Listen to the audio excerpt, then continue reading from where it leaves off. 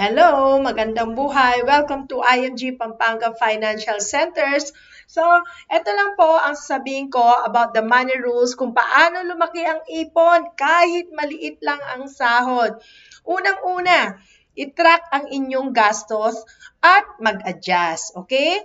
Para po makaipon kayo, titingnan nyo po kung ano yung mga nagagastos nyo, needs versus wants, no?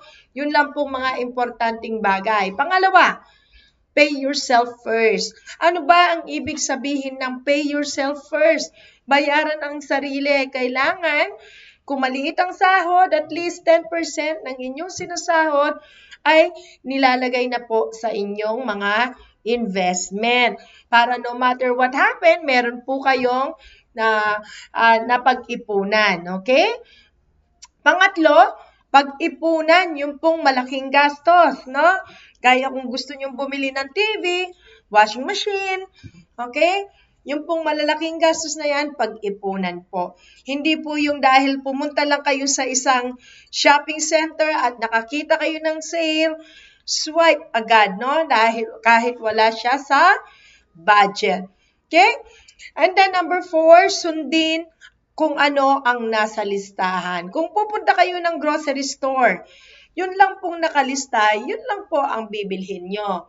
Okay, gaya rin yan. Pag may sale, buy one, take one, mapapabili kayo kahit hindi siya kailangan. Okay?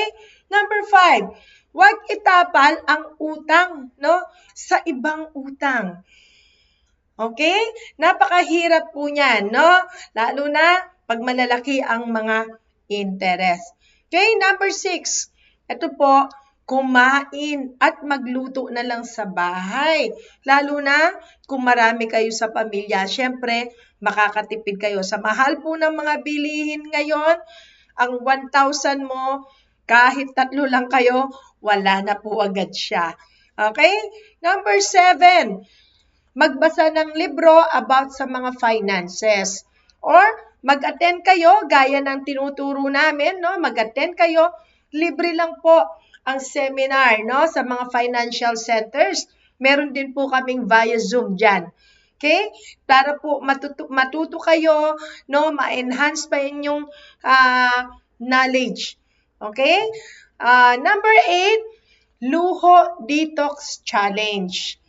Alright? Ano ba ang ibig sabihin ng Luho Detox Challenge? Try nyo pong alisin ang inyong mga shopping app. Okay? Try nyo po yung mga 15 days or 1 month, no?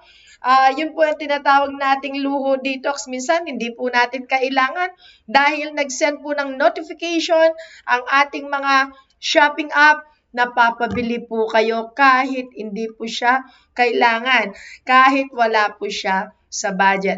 Alright, yan lang po ang aking word of wisdom, no? Kung paano po kayo makapag-ipon ng tama kahit maliit po ang inyong sahod.